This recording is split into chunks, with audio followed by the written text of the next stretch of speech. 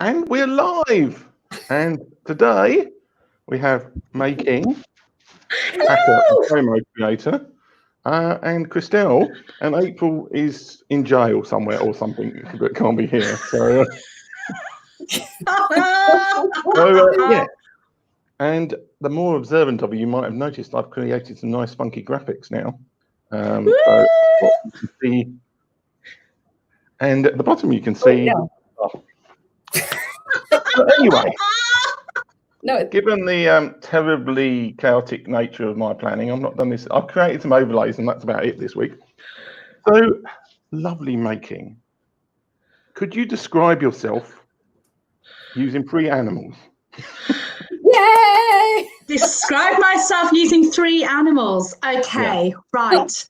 Well, 2 of them are pretty easy. I am born in the year of the ox, which means that I am hardworking. I'm also obstinate, but I'm loyal. I am also a scorpion. Ooh. So that means that, and Tim's in the house. Hey, Tim Tsang. Looks like a video game. So Tim, I'm just describing my animals. So I am an ox because I'm hardworking, I'm obstinate, stubborn, yet loyal. I'm also a scorpion, which apparently means I'm passionate, can be fiery, and also Twitter, I suppose. Now, what would the 3rd animal be? It'd have to be a hyena, wouldn't it? Because I keep laughing. The laughing element, yeah. I mean, that works. Yeah, I was just going to say, I'll describe yourself. And then I was like, no, that's a boring question. Let's ask the animals question instead. Now, Tim Stone always teases me because I'm on all the socials as making tea. He always talks about coffee, which I absolutely love. So, yes. Hey, Tim, making coffee. Right. So we have an overlay, and we also have a picture. An overlay. Oh, Twitter queen. I love it. Can you describe yourself? What are you pointing to in this picture? Wow.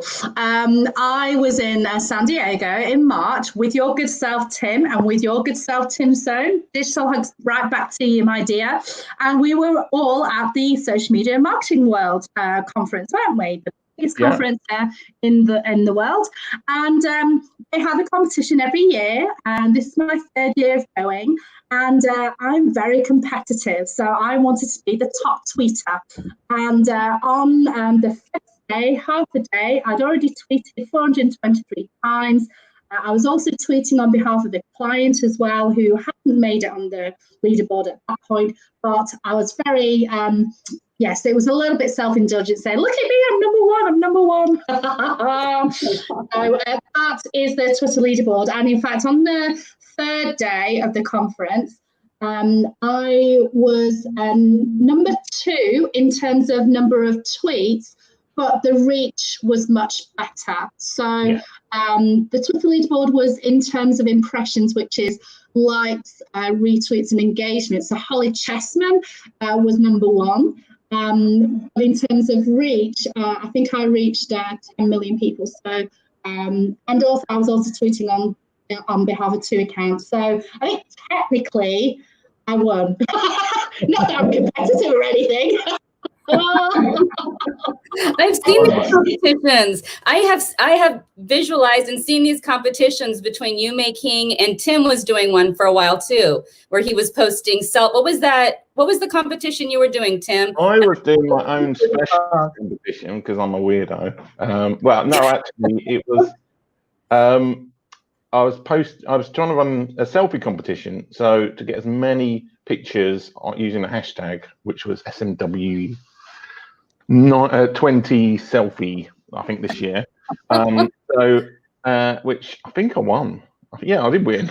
And I'm gonna interrupt there actually, because it's not a weird competition at all, Tim. It's a fantastic competition, and in fact, I just uploaded my first video up onto my newly brandly created YouTube channel, which is and my talk is about how to create FOMO for your own business. And one of the tips is actually taken from your selfie competition idea, which is to take selfies at events. And there is a whole host of reasons why we should do that. I mean, first of all, it's a great way of starting to build a relationship with someone. It's a great piece of content when you are tagging yourself with other people that you're hanging out with at a conference, whether it's at a virtual event or at a live event. But thirdly, it creates FOMO. You know, if you're meeting up, catching up with friends and people are looking, thinking, oh, I wish I was there. You know, so I actually love your self-competition, Tim. I think it's amazing. I actually forget to do the selfies. Those are the examples, Calvin. Amanda Webb's the other person in the photo. Yeah. At some point. Yeah, so you know, it's just a great way of building relationships with people, and you know, and when they pop up on your feed, whether it's on Instagram or Twitter or LinkedIn, it's just a lovely memory to cherish. But also, it's a great way of starting to build relationships with people. I love your competition. I think it's great, and every conference, whether it's virtual or live, should definitely have a selfie competition. I think it's a really good idea. Well, I mean, the funny thing is that there's a hidden motive I have in that my memory is not as good as it should be for names. And if you take a selfie of somebody and you tweet it out, then you've always got a way of working out who the hell somebody is afterwards. And that's actually becoming more useful than you'd think. Because getting old, it's like, oh, who's this person? Who's this person? Christelle's changed her surname on Facebook this week. So it's always hard to keep up with people. So Tim and May King, I will say you both have captured my attention by doing your selfies and your competitions, and I'm not as in that particular world, and so it has captured my attention. So you're doing it right. You're catching attention. People are watching, and you make it look fun and energetic. That's a big thing, and it's very welcoming. No one is left out. You're all welcome, and I think that's huge. Absolutely. By the way, Christelle, I'm digging your hat. I love to wear hats. I do dig your hat. I think it's very cool. Thank you, May King. May King, can you tell us a little bit about some of the conferences you have attended? Maybe tell us your favorite conference annually.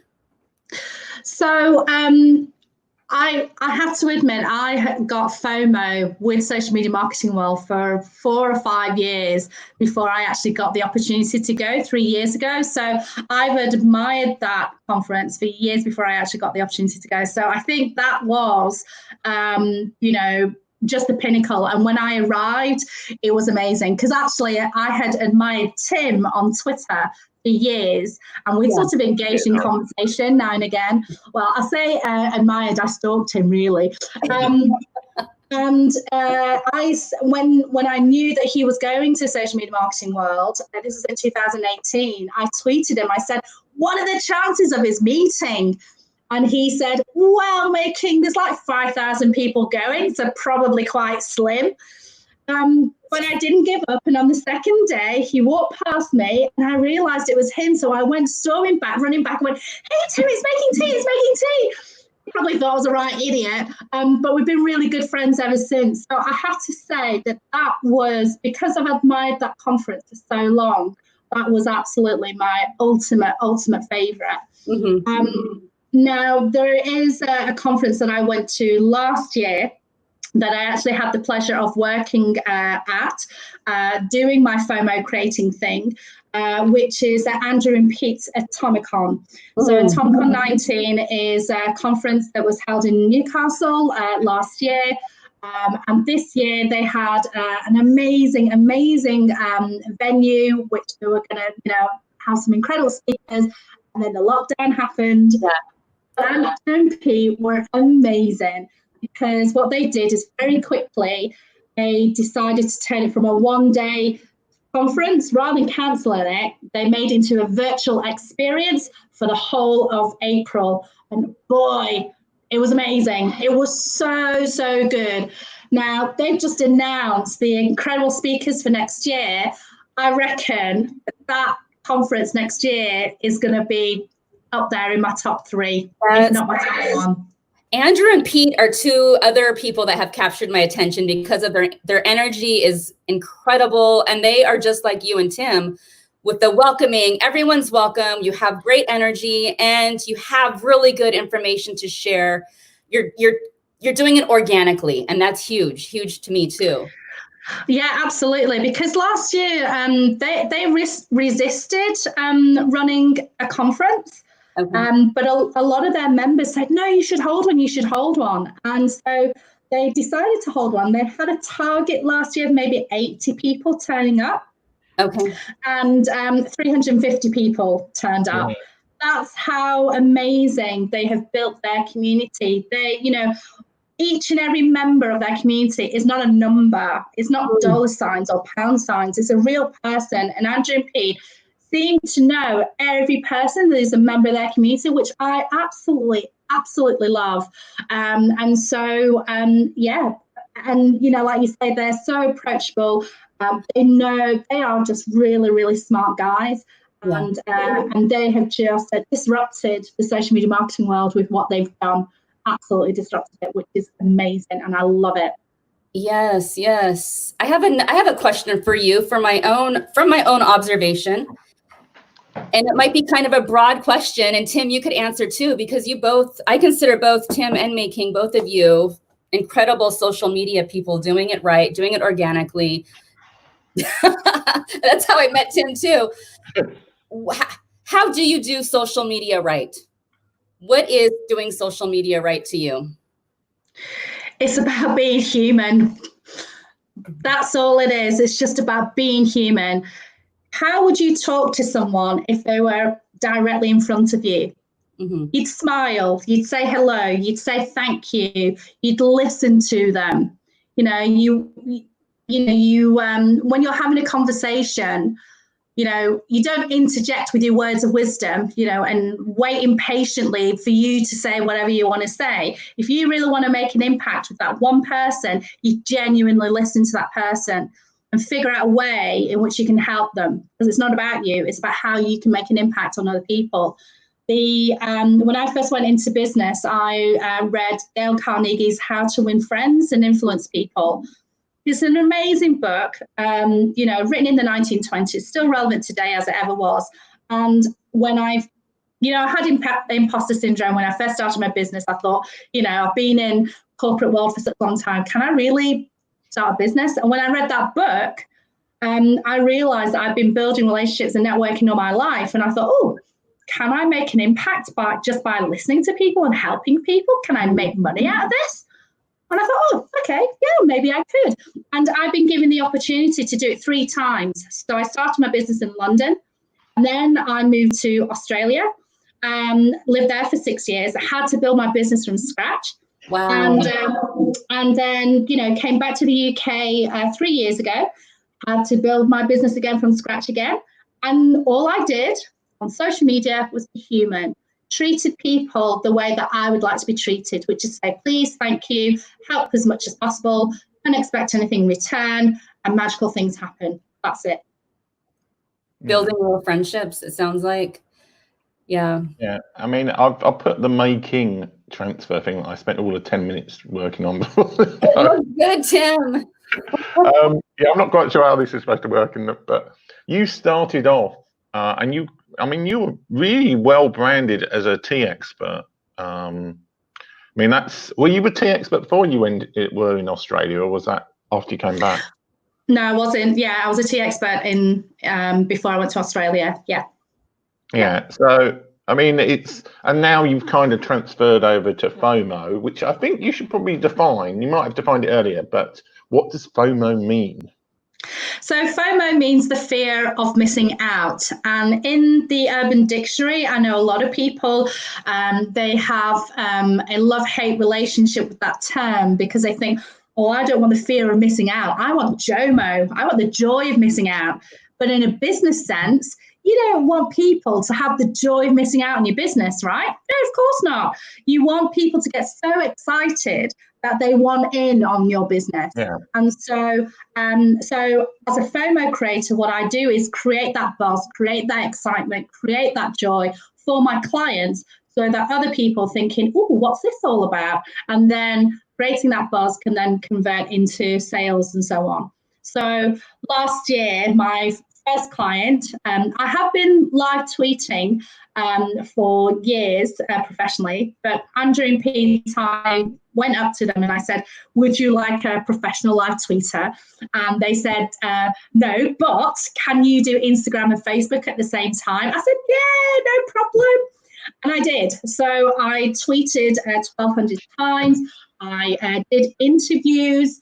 I went on Facebook Live. I went on their Instagram stories and created that joy, created that buzz, so much so that within a week, they sold 425 tickets for this year's conference. Wow. That's what I do. So in breaking the internet on all platforms for my clients, I'm creating that joy, transferring that buzz and excitement live onto social media so that people can see what's going on. And in fact, it was funny because I knew a few people who knew that I'd be tweeting and they thought, right, we're not going to go on anywhere near Twitter. I still managed to get them on Facebook and Instagram, and then they ended up getting the ticket for the conference. So, you know, you can't hide away from the FOMO creator.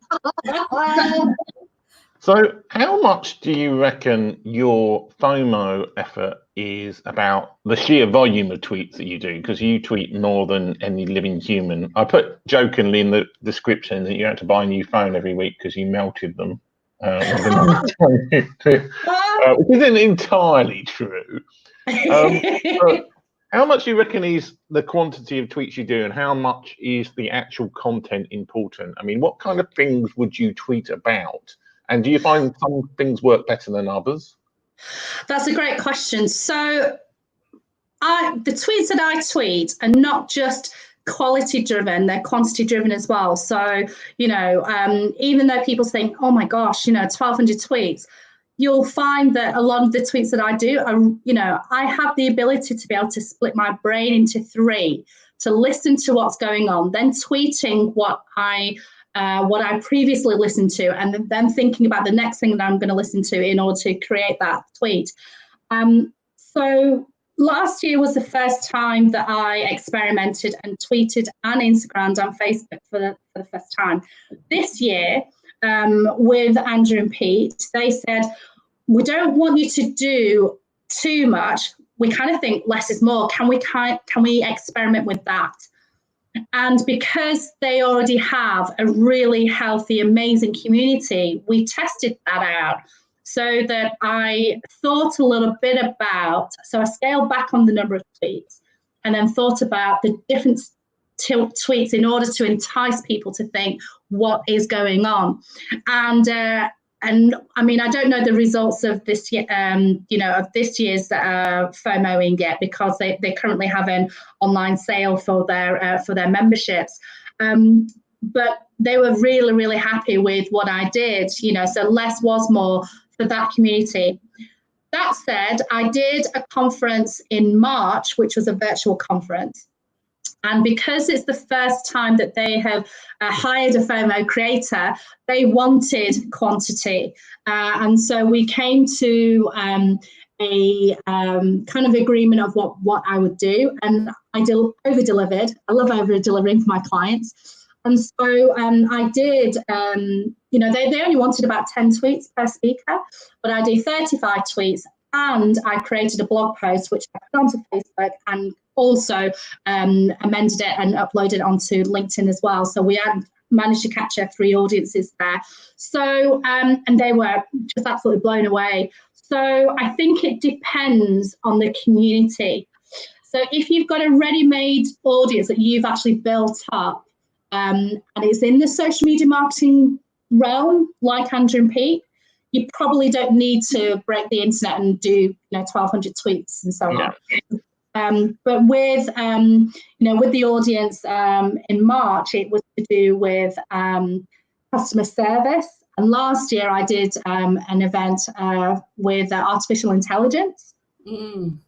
I tweeted as much as I could in order to get that, you know, to get the reach and to get people interested and so on, because traditionally those those industries are not as savvy in, they're not as they're not as savvy in the social media world as the social media world, if that makes sense. Yeah. May King, you've been doing this for several years. Tell us the biggest lesson you've learned in social media.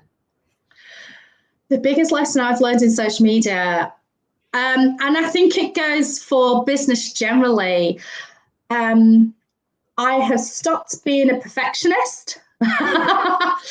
And I've also stopped myself from getting imposter syndrome. That's huge. Yeah. It's absolutely huge, because I think that, being in business can often feel like the loneliest place on the planet.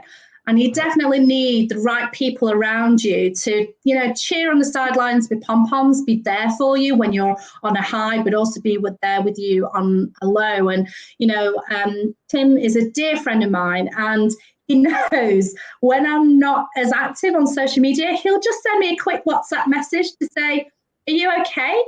Are you busy, or are you okay? And it's really, I'm just so incredibly grateful for his friendship, because you need people like that around you.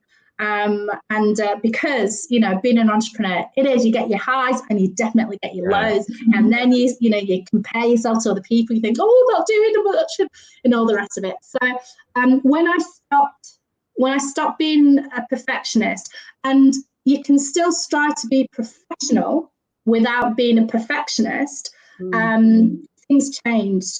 And certainly feeling like an imposter, and for many, many years, in the last sort of month or so, I realized, actually, I am really good at what I do. And I've put in tools in place to prevent myself from getting imposter syndrome, because people sort me out. Like, I don't have a website. It's all through, all the work that I've done on social media, that people have contacted me and say, hey, can you do this for our event? Can you do this for our workshop? So I know what I'm talking about. That's such a good point, May King, because imposter syndrome, you're right. It's in social media. It's in every world. Sometimes we just don't think we have a voice and we don't matter. And so you pointing that out is a big deal. We can see that imposter syndrome happens no matter what realm you're in, no matter what business you're in. And I hear this as a theme over and over and over. So thank you for pointing that out. And thank you for letting us all know we're not alone in feeling that sometimes. I'm kind of adopting a new way to deal with imposter syndrome, which is basically thinking that absolutely everybody's rubbish at everything. Well, I mean, that's a slight exaggeration, but because it's so easy to look at other people and think like, oh yeah, everything in their life's wonderful, and it's kind of like, it's all because you only see that little bit of what they put on social media is totally false, and it's just not them at all. Yeah. And other times they're selectively, I mean, if they've got some sort of stomach trouble, they're not necessarily going to be posting about it. Or if they've got some sort of the son's run off with the milk woman or something, they're not necessarily going to post about it on social. So you only see this kind of highlight reel of people, and it's also like when you actually talk to people and you like have lots of connections, you realise that a lot of people are faking it, and it's the reason people feel like imposters is because nobody, certainly in a new industry like social media, everybody's learning. Everybody's like, it's not like you're manufacturing rivets or something that people have been doing for hundreds of years, and there's enough kind of common experience. A lot of it's just experimentation, and that's something that May King has clearly been doing. She's like a commando in the first waves of the FOMO creators for conferences. And I've seen people present for companies where they've done like social media for conferences. And I'm like, they'll be better off getting May King in just as one person rather than one of these marketing agencies.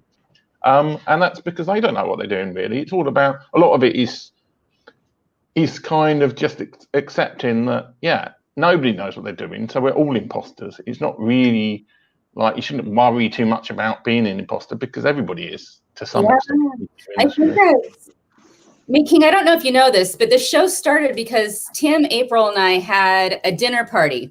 And one of the topics we discussed was nobody really knows what they're doing. So jump. We might as well jump. You might as well learn. We might as well learn as we go and fly.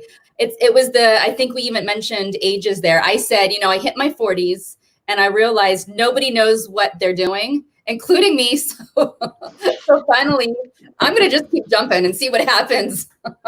Yeah, I mean, in the 40s who were doing. I think there's something wonderful about Gen X as an online generation.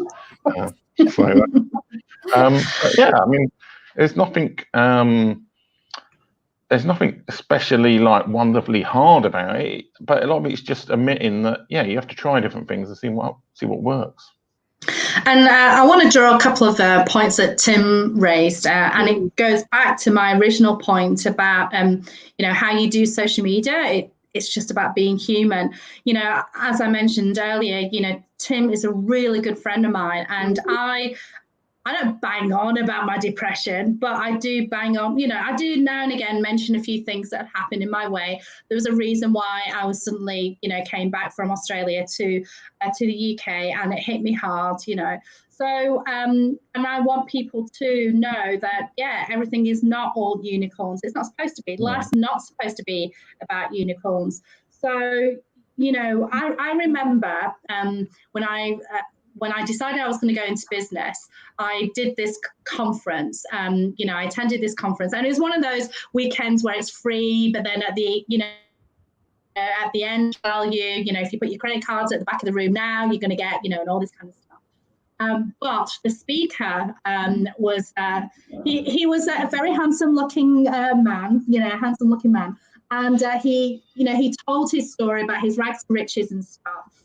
I could not see the ladder of from where he was to where he is, and I vowed that day, even though this was like 9-10 years ago, even though I hadn't even started my business, I decided that day that I am going to show every rung of the ladder of my business. Oh wow.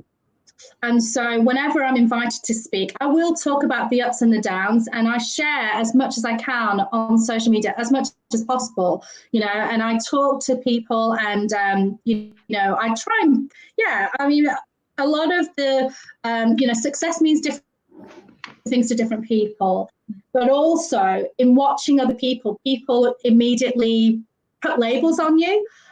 So, I remember I created a Facebook group in Australia 10 years ago. This is in 2010, before they were a thing. And I built this community. Anyway, I a speaking gig about it, and I explained, these are the kind of things that you can do for your own business and so on. And a couple of the ladies came up to me and they said to me, you know what, May King, I can't see your level of success. I can't, I'm only a woman who has got children, and, I'm a mumpreneur and all this kind. And I was mortified because I thought that I had laid out all the different rungs of the ladder. But then I was told, a couple of weeks later, that there's a lot of people who form pictures in their head of who you are and where, and so sometimes people will say to me, oh, I thought you were really rich because I created this, because I created this Facebook group, and I never professed to be rich. I always try to be as open and say, I was struggling or whatever. But some people do kind of put their, they have these sort of images of who you are, your success and this, that, and the other. And sometimes you can't help that. So it doesn't matter how open I am about what I do and so on. Some people will always look and compare and think, oh, wow, and all the rest of it. So it's just one of those things, unfortunately. That's social media. Yeah. Are those diamonds in your hat, by the way?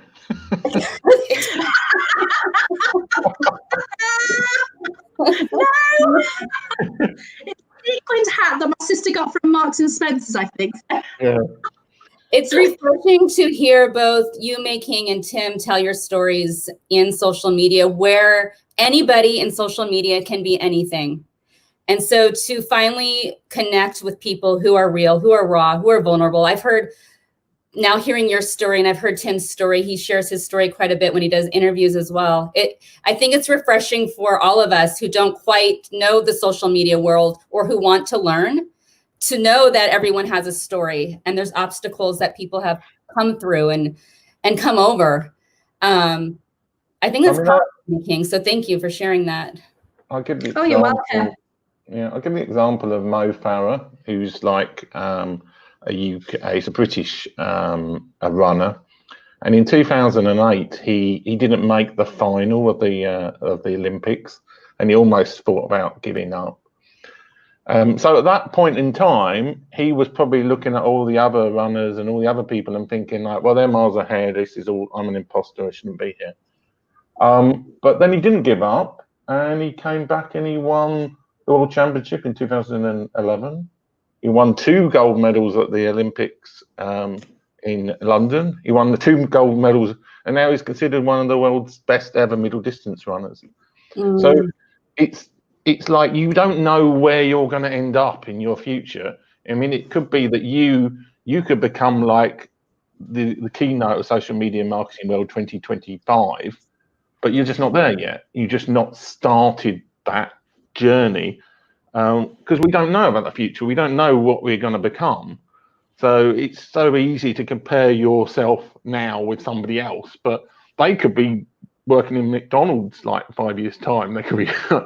And you could be, so it's always like, yeah, you never need to sort of, I'm not sure what the point I'm trying to make is, but it's just like the future is often very different from what we think. Mm-hmm. I think the other thing as well is with our countries are very, very similar in entertainment. And so, you know, reality TV is absolutely huge. And we have these rags to riches stories. You know, people want instant gratifications. They want those stories of, you know, people struggling and then suddenly they get discovered in The Voice or, you know, other TV shows. And so everyone wants immediate success. And you know, in reality, that doesn't really happen, you know. So, you know, so when, is it Chris Brogan, Tim, who said it takes 10 years to be an overnight success, I think? But that, you know, that kind of thing. Somebody else said that, yeah. Well, someone said it anyway, and they're absolutely right. So, you know, everything that you see on social media is an edited highlight. They don't see the amount of work that Tim does in his self-publishing business. They don't see the work that I've done, you know, my tea business and my FOMO creating business. The social media is the edited highlights, but yeah, we work really, really hard in the background. We can't possibly show absolutely everything, and we don't want to show absolutely everything, but we do, you know, I do try and be as open as possible. But it does take time to do business, you know, like I've been in business I've been like faffing around, experimenting for coming up to 11 years now. And I think it's only in the last 3 years that you know, I've made more money in the last 3 years than I did in the previous 7 or 8, you know. So, and it's because of experimentation. I didn't give up. I worked hard. You know, I had a couple of personal setbacks in my life, but, you know, I didn't give up and I carried on and carried on. And because I am an ox, because I'm hardworking, you know, I'm tenacious, you know, I keep doing it, and eventually I will get to the dizzy heights of success, whatever success means to me. So it's all. I think that we want instant gratification, and a lot of business owners do want that dizzy heights of success, but they have to work hard in the lead up to that. And I think sometimes the lesson is in the journey. And something you just said, May King, whatever success is to me. What is success to you? I'm curious to know. That's a great question. I want to make an impact with every person that I speak to. every person who has seen any of my social media posts, any person that I've met, any person that I've spoken to, I want to make an impact, and that is success to me. So it's not about how much money is in my bank account. It's, you know, even if people get turned off by me, you know, because of my belly laugh, or because, you know, I wear ridiculous hats and say, oh, I can't be bothered with her, you know, at least I made an impact, you know. But if they have been able to learn something from what I've said, then that is success to me. I love that. Tim, I want to hear from you too. What is success to you? This is well. I should have thought about my answer when May King was answering. Really. No, I'm good for this. Bam, you too. No, I mean, to me, success. I actually heard somebody describe success on a YouTube channel. This was like this games creator, and he said like success is not a destination; it's a journey. So I was trying to work out. It was quite a profound point. It was like it's not about reaching, say, your mansion or your diamond-studded hat or whatever your actual status goal. It is completing those tasks and that process of movement. The constant movement forward and positively is really what success is. Because ultimately, you don't get to that point of like success. You get that you're always moving, and if you're moving upwards in a positive thing, then that is kind of what success is. And it's not about the goal, the things you get on the way because of success. I mean, you could win the lottery and then you could buy a diamond-studded hat or whatever, but that's not necessarily going to feel like success. But if you work really hard and like you finally manage to get £200 for an event or something, and then you can buy something that really makes you happy, that is success, even though it's not necessarily monetarily success. So I suppose that would be my answer. And what's your definition of success, Christelle? I was thinking about it because you realize when you ask these questions, it's time to answer. My answer could go on and on, so I'll shorten it. But I think success goes along with what both you and Tim said. Making success is always wanting to grow, always wanting to learn, being a better listener. And I think you touched on that, May King. Listening to people before giving an opinion, that's success to me. Success is building relationships. Success is learning to be in the moment. And I'll be honest, I'm learning very much so how to be in the moment. Success is being real. Success is super cheesy, and I'm just going to say it, but success to me is learning to love everyone. So I'm on a journey to keep learning, to keep loving, to hang around amazing people like you that I can learn from and ask questions. And I think last success is being willing to ask questions and say, I don't know. I don't know. Okay. I love that. Success is learning to love everybody. I love that. That's a massive goal because I don't love everybody. I don't love my ex-husband.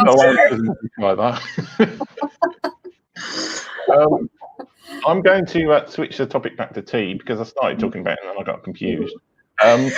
Given that Christelle presumably, we'll assume that she's American, so she knows nothing about tea whatsoever. What would you recommend to somebody like Christelle, who's probably drinking? Well, it looks like Guinness, actually. She looks like she's drinking that.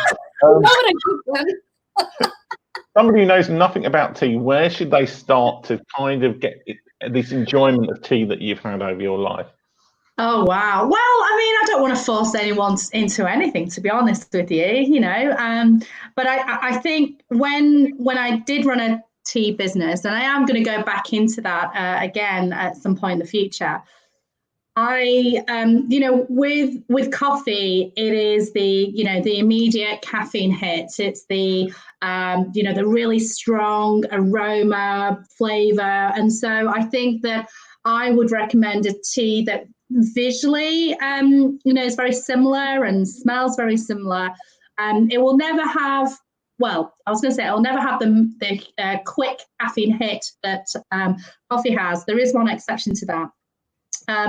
But I will look at a tea that appeals to the other senses, which is a Chinese tea called pu-er. So pu-er is something that Chinese people would have, you know, when we go out for Sunday lunch, we'd go and have dim sum or yum cha, depending on where you live in around the world. And that is a tea that we would typically have with our meal, our Sunday lunch. So that it's really dark brown in color. So it kind of mimics the, you know, the look of coffee, and it also helps to, it's really good for you. It helps to aid digestion, breaks the fats in the food, and it's a really strong flavor. So that's a tea that I would start with. If you're wanting that immediate caffeine hit, then I would go for matcha. And in fact, matcha is started to go, you know, is big in a lot of the coffee places like Starbucks in the form of matcha latte. So it's a Japanese green tea, and it does hit, you know, the caffeine does hit you like coffee does immediately, but it tapers off very slowly, unlike coffee, where coffee, you know, you get a big spike and then you crash pretty quickly, which is why you keep wanting to have lots of coffee. So so that's what I would recommend. So pu-er, to mimic the look and flavour. For the caffeine hit, though, matcha. Is there making a proper way to make tea? It's however you like it. However you like it. So I was on Twitter a couple of days ago, actually, and there was a sports guy. I can't remember his name, but he did a little TikTok video on how he makes tea, and he poured milk in first, and no, he had the tea bag in, then he poured milk, then he poured hot water, and I was like, oh my God, what did he do? And then I then had to hold myself back and think, that's how he likes it. You know, and he obviously knows how he likes his tea, so he knows how much milk to pour in, you know, so leave him be. That's how he wants to make it. So, you know, but I'm a working class girl. You know, my parents didn't have 2 pennies to rub together when we were growing up. So we would put in milk afterwards because we don't want to have, you know, put too much milk in. You know, because then we end up wasting it. So, you know, tea bag in, or, you know, loose leaf tea, and then hot water, and then the milk. So how you put your milk into the tea used to determine which class you were from, whether you were middle class or whether you were working class. So the royal family always put in tea first. So maybe you're from the royal family. Well, I mean, traditionally in the 1600s, when tea was very expensive, they would put in milk first because they wanted to, because the china was very, very delicate. Pouring in hot water would just break easily, so that's why they put milk in first. So, so that's where the class distinction came from. I see. This is interesting. And what's your favorite treat to have with your tea? Oh, what's the favourite treat? Gosh. Well, you know what? I'm having lots of biscuits at the moment. It doesn't mean the same thing in the UK and the US. Oh, that's right. So what do biscuits mean in the States? Is that the... I'm trying to remember. It's not a weird thing in the US. Wait a minute. I need to know what biscuits are to you now that you've mentioned this. Well, they're more similar to cookies. Biscuits or cookies? Biscuits are cookies, that's right. Yeah, yes. Your biscuits are kind of like, they're like a sort of savoury thing, aren't they? Rather than with, is it gravy? They're a fluffy... They're not like dumplings. Well, not really dumplings, but... somewhat. It'd be closer to a dumpling. And it's funny that I'm having to describe something and I don't quite know how, but it's a fluffy... Well, that's because you've got the word wrong, so...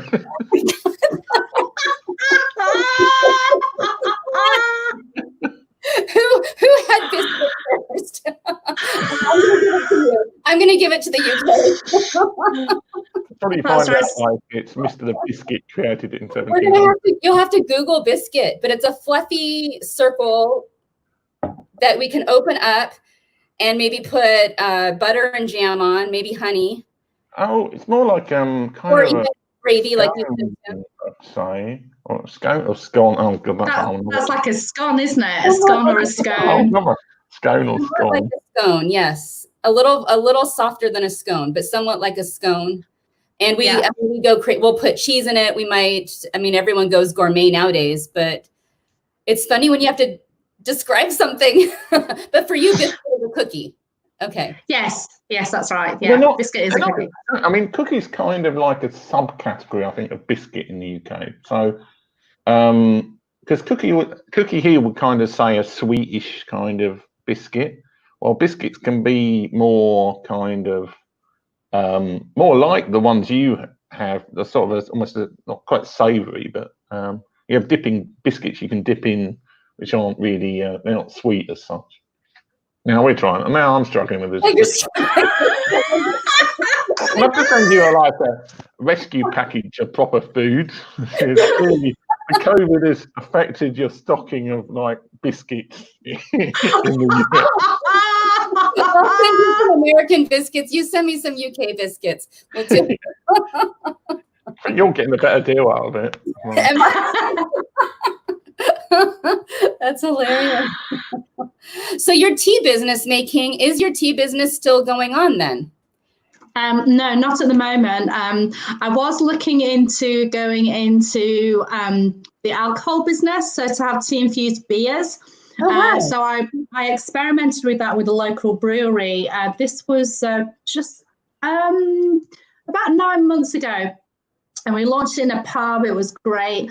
But the brewery had a personal setback, so they had to pull away from that project. So, and then after that, the FOMO creating suddenly got really, really busy. So I just had to put it, to the side a little bit. So I think that once the FOMO creating has established itself a little bit more, and I've freed up more time, then I will go back into the tea. And I think at the moment, because of the lockdown, I'm actually self-isolating because I'm considered to be in the vulnerable category.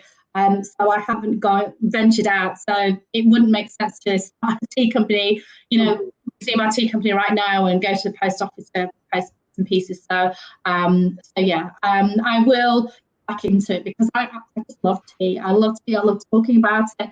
I love performing Chinese tea ceremony. I love educating people about tea. I love it. So, I mean, I might be able to bring the two together in the future. You never know. I want to come join you for a tea of some sort in the UK. So I'm officially inviting myself. Am I allowed to? Of course. Come on over. Yeah. In the form line that you have to say, identify a biscuit. On this form, immigration. This is going to be a great party. I'm so excited. And I think we need to have some of this tea-infused beer at the same time. That sounds really fascinating. Yeah, I mean, said basically, we were experimenting with it, and I can't remember anything about one. It was a great night. Yeah. Did you come up with your own recipes for the tea-infused beer? Yeah. So I actually studied tea professionally in the States. And after doing my qualifications, I was one of the Specialty Tea Institute's top recommended speakers of tea, one of the top 50. And so back then I was, tasting teas a lot, and I knew what would go well with certain beers, because I also like my beer as well as my tea, and I like wine as well. So we kind of had a bit of a place at the beer taster. I sort of said, I think these might go well, and so we tried it out, and they came out as well as expected. I think there was one that was probably needed a little bit of something else, but out of the 4 that I gave to the brewery, 3 were definitely a success. So yeah. Wow, that's exciting. We're big on. Well, I'm in San Diego. I don't know if you knew that, May King. So I'm home of social media marketing world. So I am in San Diego, but we have a lot of breweries here. I mean, a lot of local breweries that we get to test out. I'm a big fan of testing out local type breweries and finding what I like. I will say I'm a stout drinker, but I would love to try your tea infused beers. Yeah. Oh, I might have to. This would be amazing if I could actually work with a brewery in San Diego and get a run of my tea infused beers alongside social media marketing world. How amazing would that be? Oh my God, that's so exciting. Let's do that. You heard it here first. The selfie competition I did came from a live stream, so maybe this is like the San Diego tea beer infusion. That would be amazing. I mean, there's a lot to choose from here. We have amazing local breweries, and so to run it, find the brewery. It's a big community. It's an amazing community. Yeah. Oh my God, that'd be so amazing. Come on, universe, let's make that happen. What month is that every year? Social media, is it February? It's March, very start of March next year, the same as this year. Okay. I think that one year they had it in April. It seems to move up and down like a movable feast. But I think they've discovered it's cheaper to rent the conference centre in February, so at the end of February, so that's probably why they have it there. Okay. Yes. Okay. So we know that you haven't yet got a website, but you have started a YouTube channel. I have, yes. So where can people find you on YouTube? This has been streamed live on YouTube to exactly 0 viewers. Well, Facebook is a bit more popular. So if they type in FOMO creator, you will see my channel pop up, and there are 2 videos there at the moment. So the first video is actually a talk where I give business owners my 6-step plan on how to create more visibility for their own business and create FOMO for their own business. And the talk also gives 8 different social media content ideas that they can implement in order to create FOMO in their own business. One of them being creating a selfie. And there's actually a picture of you and me, Tim, doing that. So that's the first video. And then the second video is me just helping people to understand what I can bring to a conference. So at a live conference, I do a lot of interviews, and I, recreate that as an event, and put it out on social media. But I also do it for virtual events as well. So there's a lovely compilation that my video creator put together that shows a lot of me creating excitement in my spare bedroom for a virtual conference. So I went in live every day to educate the ticket holders what was going to go on that day, what they're expecting to learn, and then just engaging with the attendees who tuned into my Facebook Live. And so it was just a little compilation that shows what I can do for virtual conferences. So search for FOMO Creator and you'll find me there. Wonderful. And if somebody sees you on this show and thinks, I want this amazing woman to create FOMO for my event, how should they get in touch with you? They can get me on all the socials as Making Tea. So that's MAYKINGTEA. So that's on Instagram, on Twitter, on Facebook, on LinkedIn. I'm May King Tsang. That's how you can catch me. I am in the middle of creating my website, so I'm hoping that maybe hopefully 3-4 weeks time, I'll have FOMOcreator.com, which will be live, hopefully. Just a holding page there at the moment, but I don't have an email address to capture those emails just yet, so don't go signing in just yet. But send me a DM on all the social, on any of the socials, and you'll. So, have you got any other questions for May?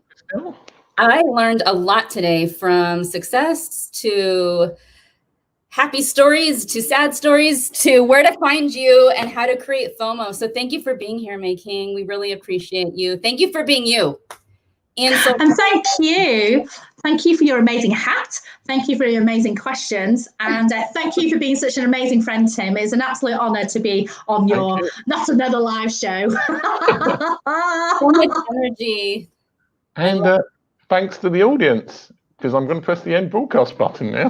Bye, Tim Tsang. Bye, everyone. Bye, Tim Tsang. Bye.